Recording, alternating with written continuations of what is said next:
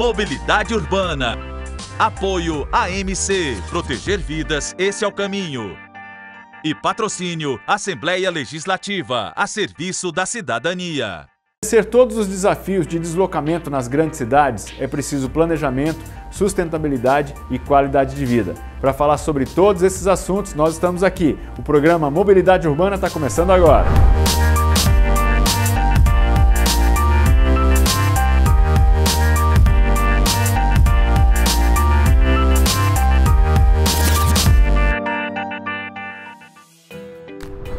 Quando falamos em mobilidade urbana, pensamos normalmente no deslocamento das pessoas. Cidadãos que precisam se deslocar para trabalhar, estudar, comprar, vender. Mas as cargas também precisam chegar às zonas urbanas. O transporte de cargas é um fator determinante para o desenvolvimento de atividades econômicas, pois possibilita o acesso aos produtos e serviços necessários para a vida em sociedade. Recorrer a soluções e estratégias logísticas eficientes e trazer melhores possibilidades é um desafio enfrentado pelas empresas, governo e população. Planejamento de rotas, faixas exclusivas para o trânsito de mercadorias, integração entre modais, controle e redução da emissão dos gases, demarcação de áreas para carga e descarga, pontos de entrega para e-commerce e inovação tecnológica são ferramentas para melhorar a logística urbana. Se a mobilidade urbana envolve todos os fatores do deslocamento de cada pessoa, não podemos deixar de falar nos produtos, mercadorias e alimentos que essas mesmas pessoas precisam comprar. E para falar sobre esse assunto, a gente conversa hoje com Bruno Bertossini. Ele é professor adjunto do Departamento de Engenharia de Transportes da Universidade Federal do Ceará. Mas antes, vamos acompanhar a matéria que Ilan Gugel preparou para nós. Por onde será que ele anda? É com você, Ilan. É fato. O desenvolvimento da tecnologia traz inúmeros avanços para a humanidade. Ideias e equipamentos inovadores estão presentes na saúde, economia, engenharias. No trânsito não poderia ser diferente, e essa já é uma realidade presente. Desde aplicativos para pedir um táxi, alugar bicicleta, mostrar caminhos desviando de congestionamentos e, acredite, até os semáforos entraram nessa era de aperfeiçoamento e modernização. Galera, dá só uma olhada no tamanho desse aparelho. A gente até se surpreende quando se coloca frente a frente com ele, quando a gente percebe o tamanho real. Já que a gente está tão acostumado a ver todos esses semáforos lá longe da gente, a gente acha que eles são até menores. Mas bom, nos surpreende ainda mais saber que atrás desses aparelhos tem muita, mas muita tecnologia. Hoje a gente está aqui na Central da Mobilidade, a gente vai conversar com o Lélio do Vale, ele que é coordenador disso tudo, que vai explicar para a gente que tipo de tecnologia é essa que existe em mais da metade dos semáforos de Fortaleza. Vamos conversar com o cara?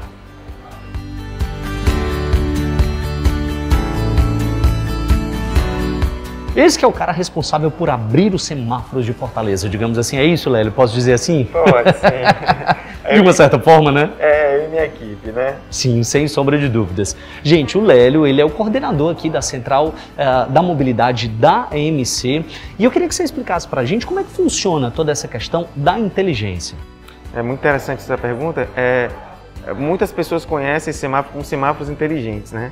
E a gente sabe que existe toda uma inteligência por trás de todos os equipamentos, mas esses especificamente, eles realmente têm um quê a mais, né, de tecnologia, um quê a mais de modernidade.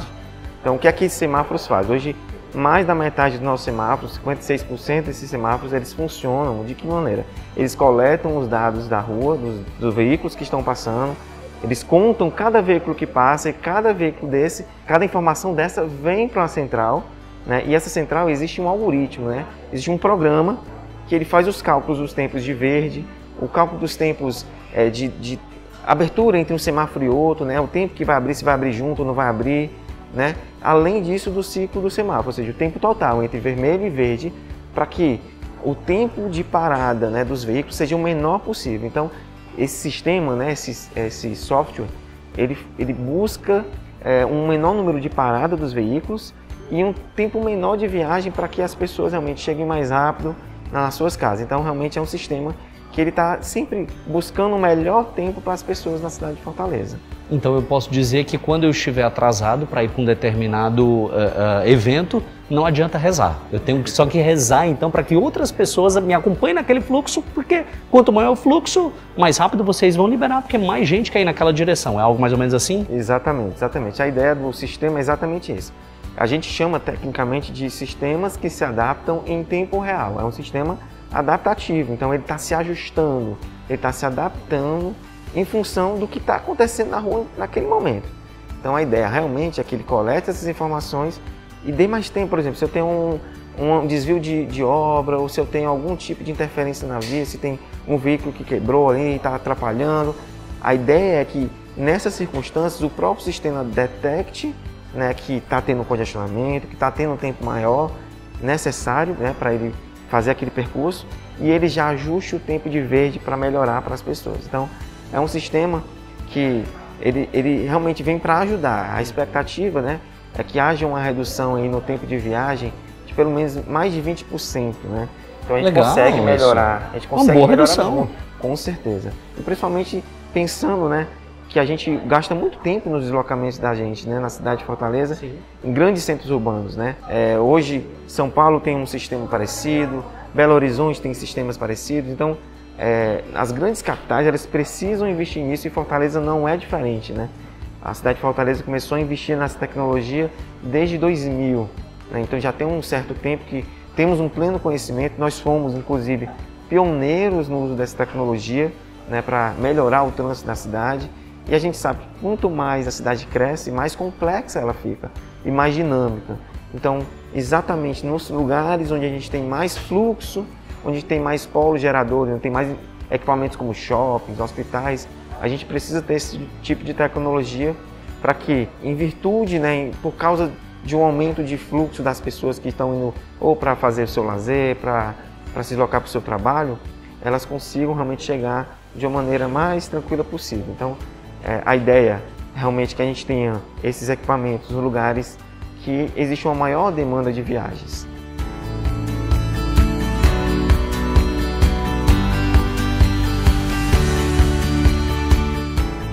A gente está no século XXI e a tecnologia faz parte, graças a Deus, das nossas vidas. A gente vai falar agora, para ser mais específico, de alguns aplicativos que surgiram para facilitar o nosso tráfego. Eu estou falando então do aplicativo Zona Azul e do AMC Trânsito. Agora quem vai falar não sou eu, é o André Luiz que está aqui com a gente. André, explica para a gente como é que tudo começou, por que Fortaleza resolveu se adaptar a isso, ou seja, entrar dentro do século XXI. Fortaleza ela tem investido muito no que a gente chama de mobilidade sustentável. E um dos pré-requisitos para isso é investir em tecnologia, tornar a informação mais acessível para os usuários. Com isso a gente diminui viagens, a gente melhora os serviços e a gente faz com que a cidade ela mantenha as suas facilidades urbanas. E Fortaleza investiu muito nisso.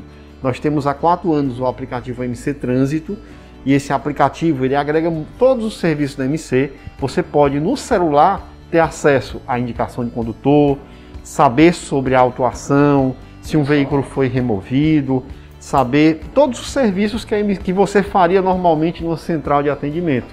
E além disso, nós temos nele um boletim de ocorrência de trânsito, que a gente chama de BATEU, que é o boletim de acidentes unificados de trânsito.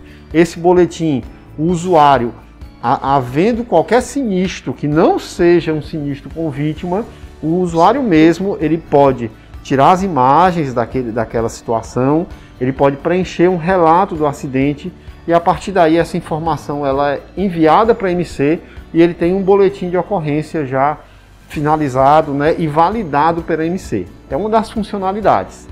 Além disso, ele tem todos os serviços, né, que a gente já falou um pouco, e o usuário ele tem acesso até às informações relacionadas às despesas e às receitas da própria AMC, ou seja, a transparência sobre tudo que é arrecadado pela AMC. Agora falando em específico sobre esse BATEU, enfim, tentando traduzir isso de uma forma mais leiga, né, para todo mundo que está em casa, digamos que eu estou indo, enfim, fazendo algum trajeto e bato meu carro em um outro carro. Eu posso então acessar esse aplicativo, tirar as fotos, o que eu evito então aquela situação dos 2 carros ficarem ali e esperando uma tal perícia ou alguém para tirar essas fotos. Eu mesmo posso tirar essas fotos, tiro os carros e libero o trânsito. Exatamente, exatamente. Existe um protocolo que você segue para quando acontece esse sinistro sem vítima. A obrigação do condutor é retirar o veículo da via, né? E a perícia de acidente sem vítima, ela nem existe mais, né? Mas o aplicativo ele foi feito com a ideia de dar algum tipo de segurança jurídica ao usuário. Então o usuário ele mesmo pega ali o seu celular, ele já faz o registro daquela ocorrência e ele vai ter aí um atendimento ágil, né? Com 5 dias essas informações elas são validadas pela MC e ele já tem um registro que serve para seguro, que serve para ele ir para o juizado de pequenas causas, caso não aconteça um acordo, né? Então é um serviço que está sendo cada vez mais utilizado e é o carro-chefe do aplicativo MC Trânsito. Mas o aplicativo ele também é um elemento de educação. Hoje, os cursos que a MC faz para os usuários, os cursos gratuitos, que é o curso de pilotagem segura para motociclistas e o curso de pilotagem segura para ciclistas urbanos, é também nesse aplicativo que a pessoa pode acessar esses cursos, pode se inscrever. Os cursos são presenciais, até porque eles são práticos também, e ele pode ter acesso também a essa parte da educação para o trânsito.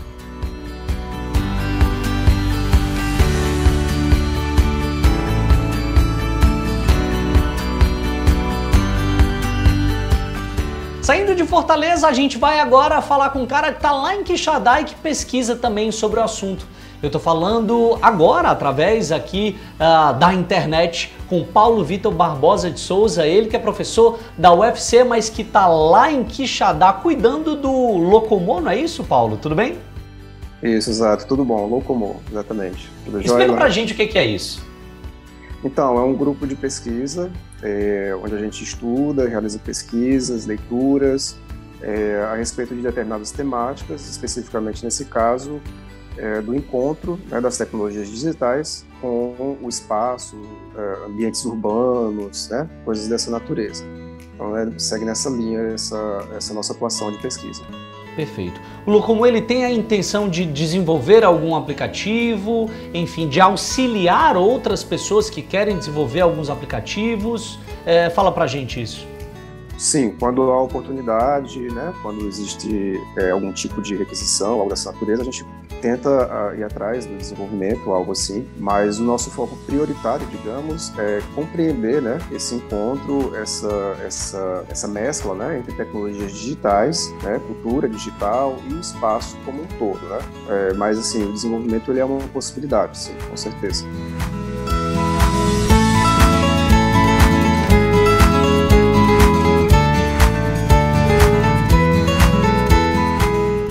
De Quixadá aqui para Fortaleza, aliás, na verdade, 100% para cá. Você vai entender, a gente vai conversar agora com Pedro Alcino, ele que é CEO de um aplicativo 100% desenvolvido aqui, que tem algumas diferenças, eu diria algumas melhorias para oferecer então viagens mais tranquilas, viagens mais tecnológicas e melhorar ainda a nossa mobilidade. É isso, Pedro? Fala pra gente. Pois bem, é exatamente isso. A Vise, né, a Vise Brasil, é um aplicativo 100% cearense de mobilidade urbana que tem a perspectiva de ofertar um serviço que seja bom para o motorista e também para o passageiro. Nós temos aí, no decorrer dos últimos meses, né, muitas reclamações por conta das deficiências no atendimento das maiores operadoras de transporte por aplicativo. E nós surgimos justamente nessa janela de oportunidade, pois apresentamos uma solução que busca ofertar mais segurança para o passageiro e para o motorista, que após a gente analisar o mercado, fazer uma pesquisa de mercado, percebemos que isso é uma das prioridades, tanto do passageiro, para poder usar a plataforma, como dos motoristas para se cadastrar, a questão de segurança pública. E a questão também de preço, né, de condições remuneratórias, tanto do motorista, mas também o passageiro quer pagar um preço acessível. Então, a partir dessas duas premissas, nós conseguimos desenvolver um aplicativo que hoje no Brasil é o único do país que 100% das suas viagens são monitoradas pelas autoridades policiais. O CIOPS, nós temos uma parceria com o CIOPS através de uma API de integração, onde todas as nossas corridas, já foram mais de 160 mil corridas nos últimos meses, são monitoradas 24 horas, 7 dias por semana pelo CIOPS. Então, se o caso o motorista ou passageiro tem alguma intercorrência no decorrer da corrida, ele aperta apenas um botão no aplicativo e isso vai permitir que as autoridades policiais recebam a informação georreferenciada daquele veículo, os dados do motorista, os dados do passageiro, para que possa fazer a abordagem e mitigar qualquer risco que venha a ocorrer de um assalto se transformar no latrocínio ou de um assédio se transformar num estupro, né? Então, a Vise ela tem essa premissa. E a segunda, a questão tarifária, né? Como é que nós conseguimos pagar melhor o motorista e cobrar menos o passageiro? Nós somos a única plataforma que cobramos uma taxa fixa. Então, independente do valor da viagem, o motorista está remunerando a plataforma com uma taxa fixa, independente do valor. Isso permite que eu consiga baratear a passagem para o passageiro. Então, o passageiro paga menos e o motorista acaba ganhando mais. Então, é sobre essas duas premissas que a gente percebe o sucesso da plataforma. Hoje, a gente já chega a quase 12 mil motoristas na plataforma, mais de 30 mil passageiros.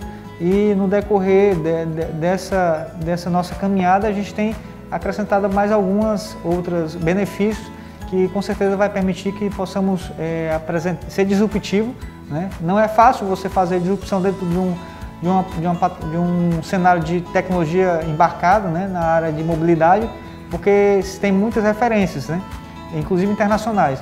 Mas a gente tem surtido bastante efeito, né, essas ações desenvolvidas aqui conosco, com a nossa equipe. Sinal vermelho para uma parada breve. O futuro da mobilidade urbana nos aguarda no próximo bloco. Até já!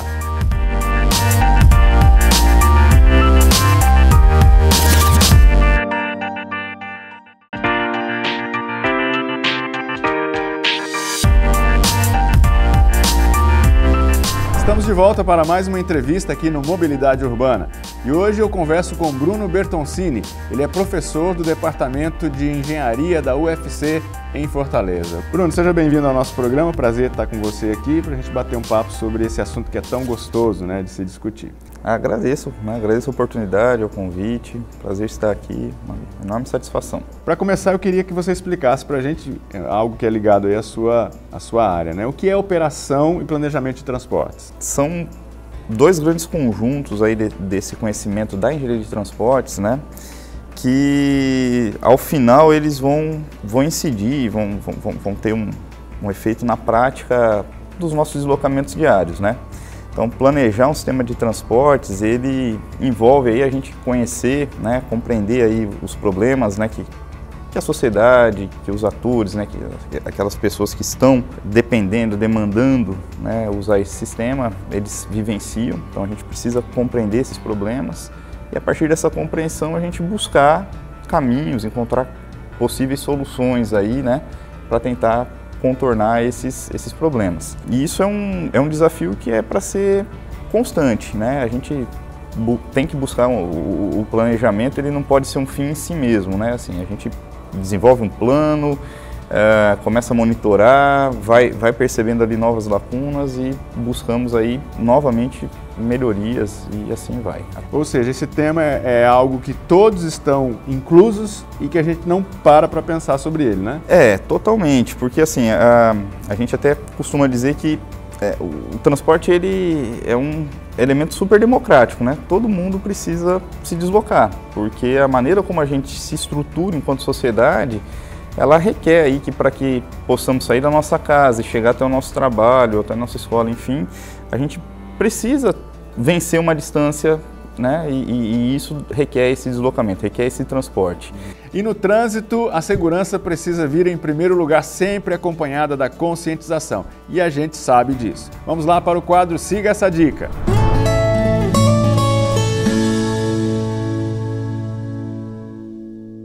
Oi, eu sou o de Israel Brasil, estou aqui para falar no quadro Siga essa dica. Hoje o nosso assunto é os limites de velocidade. O excesso de velocidade é o fator de risco que mais origina acidentes com maior gravidade. O aumento da velocidade diminui a visão periférica do condutor e diminui a sua chance de resposta no caso de algum imprevisto. Em Fortaleza, a readequação de velocidade já diminuiu em mais de 60% o número de sinistros fatais. Respeite sempre o limite de velocidade e a sinalização existente. Siga essa dica. E Bruno, falando de impacto, quais são os impactos ambientais dos poluentes que são emitidos por essa cadeia aí de transporte? Um dos grandes fatores, ele é associado à maneira como os nossos sistemas eles são estruturados, né? A gente é muito pautado no uso de veículos, e muitos desses veículos eles são movidos a combustíveis fósseis, e que nesse processo de queima do combustível ele vai liberar alguns poluentes, né? Gases ou materiais particulados. Então, assim, um dado que pode chamar a atenção é que a gente tem aí, em áreas urbanas, por exemplo, quase 60% daquela emissão de poluentes que é concentrada dentro dessa área, ela é decorrente do setor de transportes, por exemplo, em CO2. Né? Então, ele é realmente significante e acaba tendo impacto direto à saúde humana, né? E ao meio ambiente como um todo. E Bruno, você vê alguma solução para isso? A solução para isso, ela parte realmente do planejamento. E esse planejamento ele precisa hoje ser um planejamento em que a gente mude um pouco certos paradigmas que ocorriam no passado, né? A gente não pode mais estar pensando no planejamento do transporte com um olhar somente para o transporte. A gente precisa de uma visão mais integrada, principalmente reconhecendo que a ocorrência do transporte ela é derivada de uma necessidade central, por exemplo, ir trabalhar, ir para a escola, ir para um lazer. E por conta disso, a maneira como as cidades elas se organizam, ela vai acabar trazendo uma interferência sobre a nossa dependência por transporte. Então, assim, a grande solução que a gente pode pensar, né, para o futuro é realmente tentar reduzir essa dependência por transportes, por um transporte, principalmente transporte motorizado, né? Bruno, falando de transportes de carga, ele é extremamente necessário. Como é que você vê esse impacto na mobilidade urbana da cidade? O transporte de carga ele é vital para toda a sociedade, para toda a economia, né? Esse é um momento em que a gente vê a importância de algo que no dia a dia a gente não imagina, né? Meio invisível, né? Para o nosso dia a dia. A gente sabe que tem lá o leite, o arroz lá no supermercado, mas não imagina qual que é a sequência que ele precisou passar para chegar nesse supermercado. E digo mais, não imagina nem que isso está atrelado à mobilidade urbana, né? A parte mais sensível exatamente quando a gente interage com a cidade, interage com essa mobilidade urbana como um todo. O transporte de carga, ele traz impacto e é impactado também por essa mobilidade. Ele traz impacto em alguns momentos. Por quê? Porque muitas vezes ele vai fazer uso de veículos de grande porte, um veículo mais lento, que acaba dificultando um pouco essa trafegabilidade, enfim, mas ao mesmo tempo ele também sofre consequências desse grande volume e grande deslocamento de pessoas que tem, né? Porque às vezes você vai ter uma carga urgente a ser entregue e ela fica presa num congestionamento, né? E diga-se de passagem, a maior parte do fluxo que ocorre na cidade é fluxo para transporte de pessoas e não para transporte de cargas, né? Graças a Deus, Fortaleza melhorou muito nesse quesito, né? Fortaleza ela tem tido aí nos últimos anos um grande avanço, né? Acho que houve realmente uma visão de compreender esse problema e puxar essa responsabilidade para os agentes competentes e, com isso, desenvolver sistemas que melhorassem ou trouxessem lá na ponta, né, um pouco mais de qualidade de vida para a população, né? E a gente faz uma pequena pausa aqui em nossa entrevista para o quadro Ponte Aérea. Vamos até Porto Alegre conversar com Guilhermo Petzold sobre integração de modais. Vamos lá!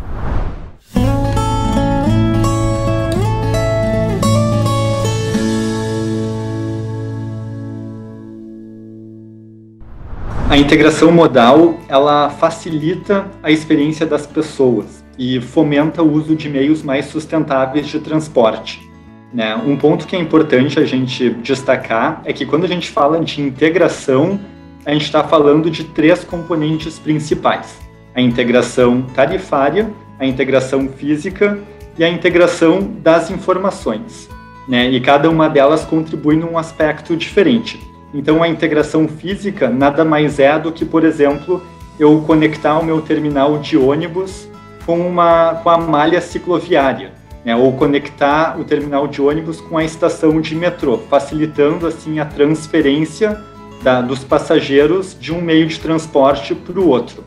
Já a integração tarifária, ela se refere mais ao pagamento, ou seja, uma integração tarifária permite basicamente que com o mesmo bilhete, né, eu consiga acessar diferentes meios de transporte e não precise ter que ou pegar meu celular para ter um aplicativo para uma coisa, outro aplicativo para outra, ou ter que ir pegando diferentes cartões para migrar entre os sistemas, né? E essa integração tarifária, ela pode ser tanto de pagar pelo mesmo formato, como também ter alguma espécie de integração temporal, né, ou algum desconto. E, por fim, a questão da integração das informações, né, é eu conseguir acessar as informações dos diferentes meios de transporte no mesmo lugar. Então, no mesmo lugar eu consigo consultar as linhas de ônibus, né, que passam por ali, ver a tabela horária, mas também, por exemplo, ter acesso à informação da minha conexão, né, da minha baldeação lá para frente, ou os outros meios de transporte que eu preciso utilizar. Quando a gente fala do contexto brasileiro, né, a gente precisa ter em conta de que no Brasil, em 2012, foi promulgada a Política Nacional de Mobilidade Urbana, né, que ela prevê com que os municípios com mais de 20 mil habitantes e com interesse estratégico, eles desenvolvam planos de mobilidade urbana, né, que priorizem a chamada pirâmide invertida dos transportes. Ou seja, no topo da prioridade estariam os pedestres, depois os ciclistas, depois o transporte coletivo e, por fim, os automóveis, né, e motocicletas, né? Então, quando um município prioriza os pedestres e prioriza os ciclistas, ele está seguindo os preceitos da Política Nacional de Mobilidade Urbana, né? E, para além disso, né, ano passado foi atualizado o Penatrans, né, que fala muito sobre os sistemas seguros, né, e foca muito em que uma cidade, né, onde os mais vulneráveis se deslocam em segurança é uma cidade melhor para as pessoas. E dentro disso ele prevê uma série de diretrizes para tornar a mobilidade, especialmente para os pedestres, mais segura, né, focando muito nessa questão da segurança viária. Eu estou conversando aqui com o Bruno, ele é professor do Departamento de Engenharia de Transporte da UFC, a gente está batendo esse papo aqui sobre mobilidade urbana, planejamento e tal. Bruno, falando ainda sobre transportes de carga, como esse transporte é realizado em outras cidades do mundo?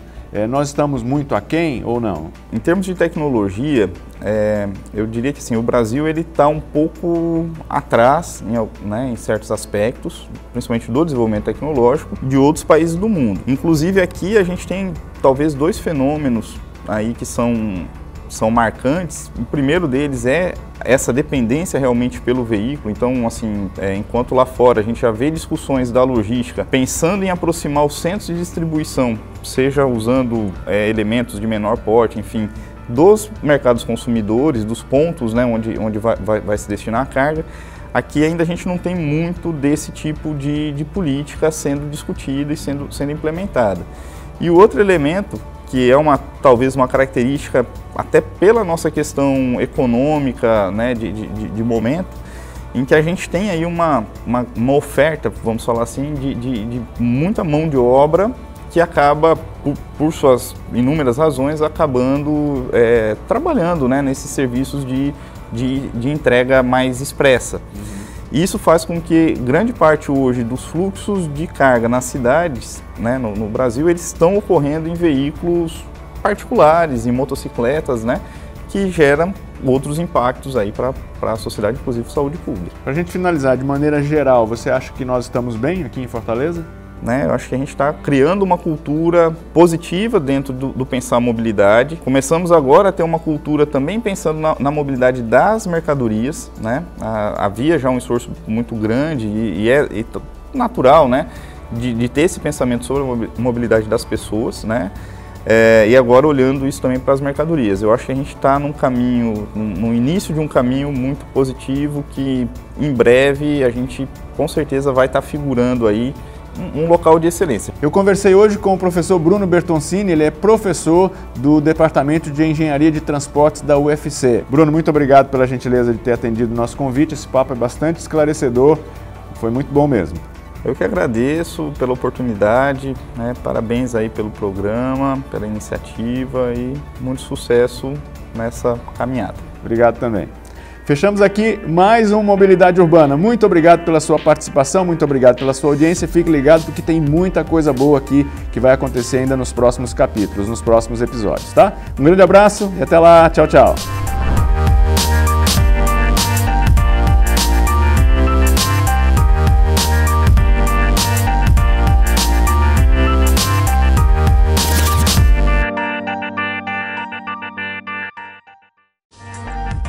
Mobilidade Urbana.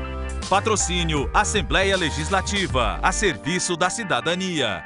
E apoio AMC. Proteger vidas, esse é o caminho.